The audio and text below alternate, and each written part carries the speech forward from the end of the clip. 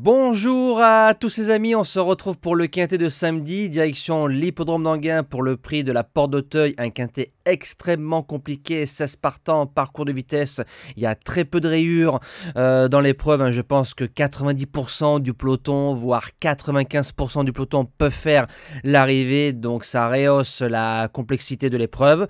On va retrouver les résultats donc de mercredi dans le quintet, on est 2e, 4e, 5e, course par course pas facile, et on sauve notre journée avec le cheval du jour qui s'impose très facilement. Donc c'est parti. Base gagnante, je prends le numéro 1, Sarah G-Burn, qui est dans une belle passe à l'heure actuelle. Il nous rappelle un très bon souvenir au mois de août 2023, aux courses par course. On faisait encore un nouveau 8 sur 8 du côté des jeux simples. 7 gagnants et un podium en 8 simples, ça c'est magnifique. Il est deuxième de Gamay de Liton au Croisé-la-Roche, bonne ligne qui a répété. Deuxième récemment du quintet de référence battu par un cheval qui a eu son dos. Alors là, il y aura Yoann Le Bourgeois, déféré des 4, couloir numéro 1, il va être obligé de démarrer. Et pourquoi pas le faire de bout en bout, il peut le faire. J'en fais mon gagnant. La deuxième base, alors à l'opposé, le numéro 16, Harley Gemma. Il n'y aurait pas eu dans son dos Belzebudget, je l'aurais mise un peu plus loin. Parce que je suis quasiment sûr que le 8 va démarrer, donc il va pouvoir prendre son inspiration. Sage, déféré des 4, c'est 90% de réussite dans les 5. Deuxième du quintet de référence, le 15 mars, le quintet de Urella sur ce parcours-là. Elle aura eu un mois pour bien récupérer avec un bon parcours. Elle peut jouer le podium malgré sa mauvaise position derrière la voiture. Pour les chances, le numéro 2, Garner Shaw, c'est le troisième larron du quintet du 15 mars, donc Urella et Harley Gemma. Ensuite, c'est lui qui a battu Sarah G-Burn dans le quintet de Vincennes avec un bon parcours. Ça a dû lui redonner un maximum de morale. Bien drivé, c'est un cheval qui doit jouer au moins sa place dans le multi. En quatrième position, le numéro 7, Here We Go. C'est une véritable voiture de course. Il a fait un bel hiver du côté de Vincennes. Il fait tout type de parcours, il fait les 2 cordes, il dit jamais non. Il n'est que 3e dans le quintet du 29 mars. Vu le parcours, j'en attendais un peu mieux.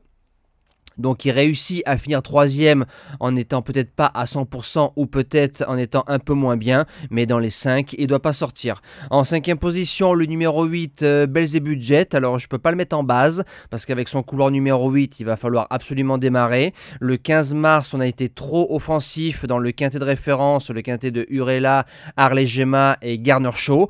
Vous avez vu derrière, quand il fait 4e et 2e dans des lots meilleurs bien cachés, il a mieux fini.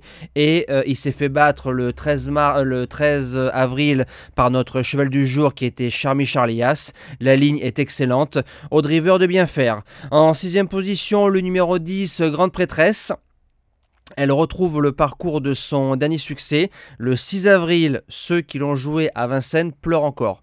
Elle était à 20 ou 25 contre 1. Elle n'a jamais eu le jour. Elle a pris mur sur un 2100 mètres Autostar. Au moins, elle a repris du moral. Et théoriquement, avec la longue ligne droite d'Enghien, elle va pouvoir venir finir et placer sa pointe et prendre un beau chèque. En 7e position, l'une des favorites, le numéro 6, Urella, que j'avais donné en base gagnante et en cheval du jour le 15 mars avec Eric Raffin ici même sur ce parcours-là. Là, ce sera déféré des 4 et Nicolas Bazir. Lot un peu meilleur, hein. Il y a 2-3 concurrents qui n'avaient pas le 15 mars. Maintenant, ce qui me dérange, c'est que la semaine, quand je la donne base gagnante et cheval du jour, il n'y a pas eu un mot sur Urella.